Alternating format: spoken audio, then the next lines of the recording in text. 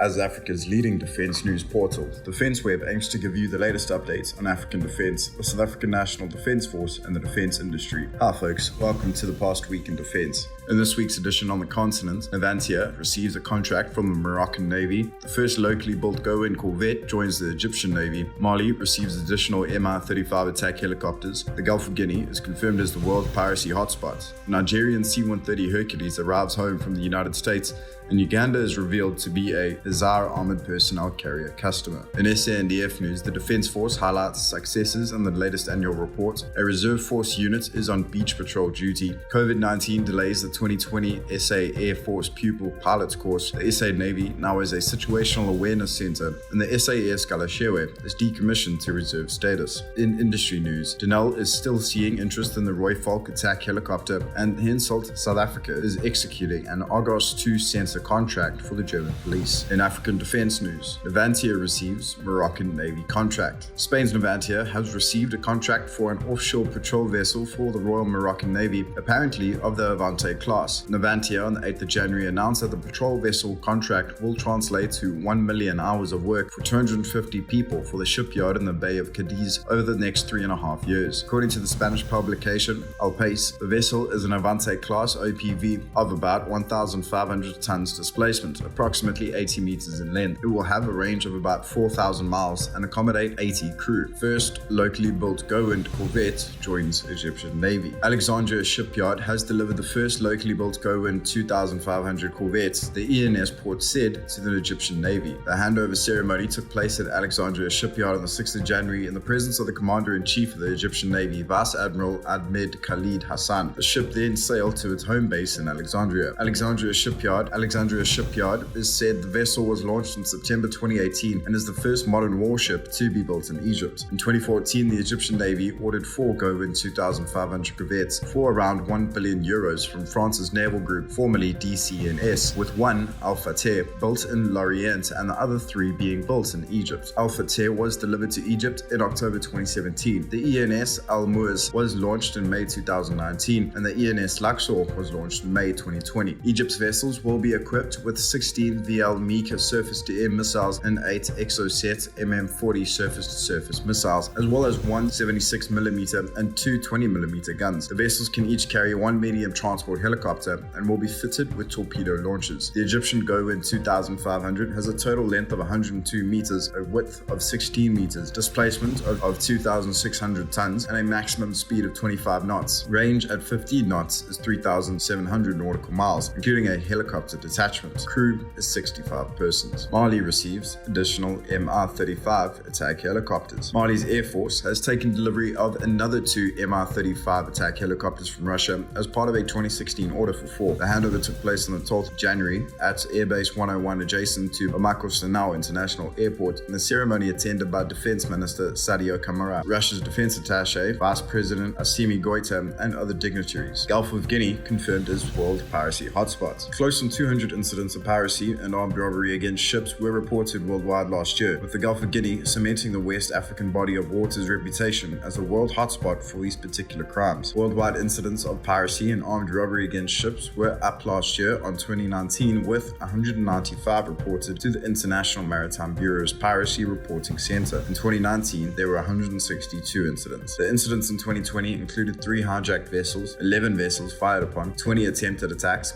and 161 vessels boarded. The rise is attributed to an increase of piracy and armed robbery reported within the Gulf of Guinea, as well as the increased armed robbery activity in the Singapore Straits, the International Maritime Bureau said. Globally, 135 crew were kidnapped from vessels in 2020, with the Gulf of Guinea accounting for more than 95% of crew kidnapped. A record 130 crew members were kidnapped in 22 separate incidents. Since 2019, the Gulf of Guinea experienced an unprecedented rise in multiple crew kidnappings. In last quarter of 2019, the area recorded 39 crew kidnapped in 2 separate incidents. Incidents in the Gulf of Guinea are particularly dangerous as over 80% of attackers were armed with guns, according to International Maritime Bureau figures. All 3 vessel hijackings and 9 of the 11 vessels were fired upon in 2020 related to this region. Crew kidnappings were also reported in 25% of vessel attacks in the Gulf of Guinea, more than any other region in the world. Nigerien C-130 arrives home from the United States. Niger's Air Force has officially taken delivery of C-130 Hercules transport aircraft from the United States. It was accepted in a ceremony on the 4th of January at Air Base 101 in Niamey, attended by the United States Secretary of the Air Force Barbara Barrett, Ambassador Eric Whitaker, Nigerian Minister of National Defense Issoufou Katambe, Nigerian Armed Forces Chief of Staff General Salifou Modi. The ceremony consisted of the celebration of the arrival of the aircraft after years of preparation and planning. Since 2015, the United States said it has invested more than $30 million in the development of the Niger's Air Force C-130 program, including a training component, purchase of spare parts, infrastructure, fuel, and support equipment. Uganda revealed as Hizir APC customer. Uganda is the previously undisclosed customer for Hizir Armoured Personnel Carriers from Turkey's Katmasalia, which shipped the vehicles last year. Around a dozen of the vehicles were seen driving through the streets of Uganda this month. When Katmasalia announced the export of the vehicles to an African customer last year, it released a photo showing 15 Hizirs being loaded onto a ship. Katmasalia at the time said the order placed in 2019 was worth $20 million. The Hizir vehicle recently entered service with Turkey's military. It can carry 9 personnel, including driver and commander. The vehicle has a gross weight of 16 tons and a VHEL for landmine and improvised explosive device protection. It is powered by a Cummins 6-cylinder diesel, developing 400 horsepower, giving it a top speed of 110 kilometers and a range of 700 kilometers. In SANDF news, SANDF highlights successes in latest annual report. The National Defense Force conducted peacekeeping operations, rescued sailors at sea, patrolled for pirates off Mozambique, and provided humanitarian assistance to its neighbors in the last financial year, according to a list of achievements in the latest Department of Defense DoD annual report. The latest annual report for 2019/20, amongst others, indicates approximately 1,114 SA National Defense Force personnel were part of the UN peacekeeping mission in the Democratic Republic of Congo during the period under review. Operation Minstrel was then and still is the only continental utilization of South African military personnel and equipment following withdrawal from UNAMID in Darfur, Sudan. Additionally, general military assistance was provided to the Mozambican government to curb piracy in the Mozambique Channel. This is executed by Southern African Development Community agreements. South African military personnel and assets were deployed in Malawi, Mozambique, and Zimbabwe as part of disaster relief efforts following severe flooding, according to the report's force employment section. It goes on to state medical standby assistance was provided to the Mbutfo Eswatini Defense Force during the launching of the Eswatini Malaria Elimination Fund Summit, without giving any dates of the deployment nor specifying which SA Military Health Service units were utilized. The SANDF also planned, coordinated, and conducted Exercise Mosi, a combined multinational exercise with the People's Republic of China, the Russian Federation, and South Africa on South Africa's west coast between Cape Columbine and the Cape of Good Hope. As far as humanitarian assistance is concerned, the report has it helicopter medical evacuations were performed in Umtata in the Eastern Cape, Katswai Mane in KZN, and Du Toit-Kloof Pass in the Western Cape. SANDF aircraft assisted in hoisting 5 poisoned sailors and an injured sailor from ships at sea off Durban. 3 search and rescue sorties make it into the annual report, 1 for the capsized rubber duck in the Cape Town area, a second for a similar craft in the Hout Bay/Robben Island area, and the third for as drowned SA Civil Aviation Authority Learjet in the George area of the Southern Cape. The aircraft, its 3-person crew and all equipment, was lost during instrument landing system calibration operations last January. Reserve Force Unit on beach patrol duty. Western Cape Reserve Force Unit General Jan Smuts Regiment was deployed a week ago, with beach patrols on the Garden Route and general anti-crime operations as tasking until at least the end of January. The call for soldiers to assist police in enforcing national state of disaster regulations was made by Police Minister Becky Cele after he visited the Western Cape and Garden Route holiday towns and resorts. In addition to the 57 beaches from Mossel Bay to George closed by government in its ongoing efforts to contain the spread of COVID-19, part-time soldiers are also supporting police in general anti-crime operations in parts of the Cape Town metropole, according to the SA National Defense. Long delay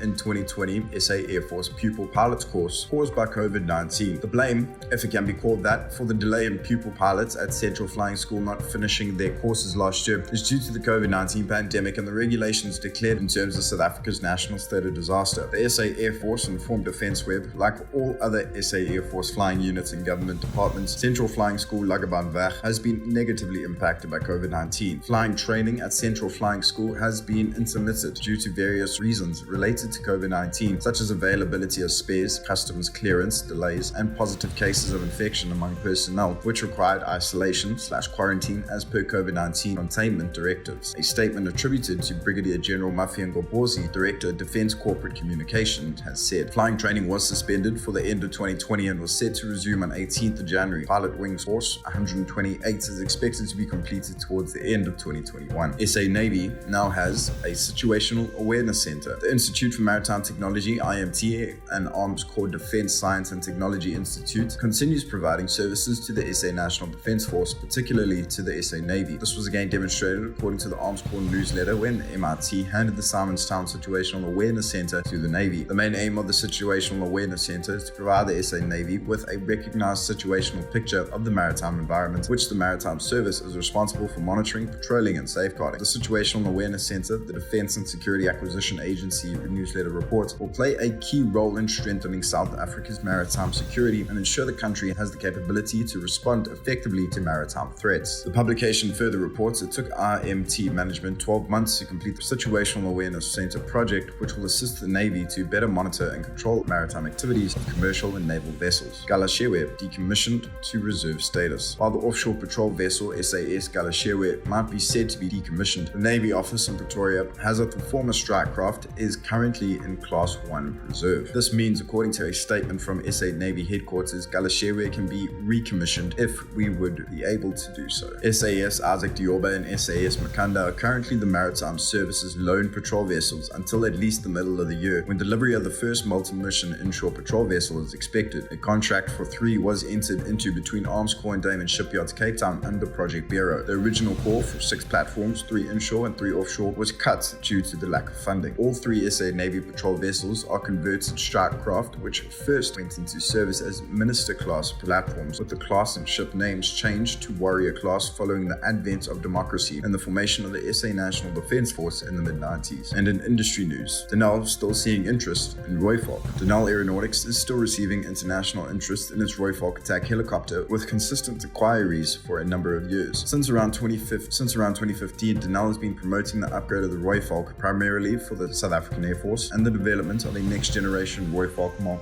II for foreign clients. Interest in the locally manufactured helicopter soared after successful deployment with the United Nations Force Intervention Brigade in the Democratic Republic of Congo in late 2013. Support came from the South African government as the South African Air Force recognized a need for a midlife upgrade as a result of known obsolescence. Future Rooivalk upgrades would introduce new modern avionics, update the weapon system, and increase reproducibility. The next generation Rooivalk would feature better sights, improved firepower, greater payload, and better survivability, amongst other improvements. Denel has been seeking partners and clients to proceed with the development of the new generation Rooivalk, which could be manufactured in client countries. Denel estimated it would take only 4 years to put the Rooivalk Mark II into service, including the development of prototypes, establishment of production, and assembly for launch customers. As part of the revitalized Rooivalk program, Denel in 2017 fired several Makopa anti-tank missiles from the aircraft as part of the weapon type certification. However, further testings are still required and would form part of the upgrade of the aircraft. At the moment, the Rooivalk is just fitted with 17mm rockets and a 20mm cannon. However, in 2015, a laser-guided rocket was test-fired from the Rooivalk, giving accuracy of less than a meter from the target center at 4 to 5 kilometers. The Rooivalk's 20mm F2 cannon is currently undergoing reliability improvements in a joint effort between Denel, the SA Air Force, and Arms Corps. Hensoldt South Africa executing Argos II contract for German police. Hensoldt South Africa, through its optronics division, will later this year deliver 2 Argos II electro-optical systems for German police helicopters. Hensoldt on the 12th of January said the helicopters of the Thuringia State Police would be fitted with the Argos II systems and redelivered in November. Hensoldt Optronics is the prime contractor and will deliver the systems directly to the customer. We are offering a turnkey solution here and are assuming responsibility for the entire project, said Martin Kress, head of airborne sensors and missile warning system at Hensoldt Optronics. Hensoldt Optronics has contracted Intercopter GmbH in Tafelkirchen for the integration of the Argos II on the 2 EC-145 helicopters of the Thuringian State Police. In addition to the Thuringia State Police, the German Federal Police has also recently started using the Argos II in its helicopters. Please like and subscribe to our YouTube channel, our daily and weekly newsletter, and our other social media platforms if you enjoy the webcast. Leave a comment below. Thank you for listening. Stay safe, and we'll see you next week.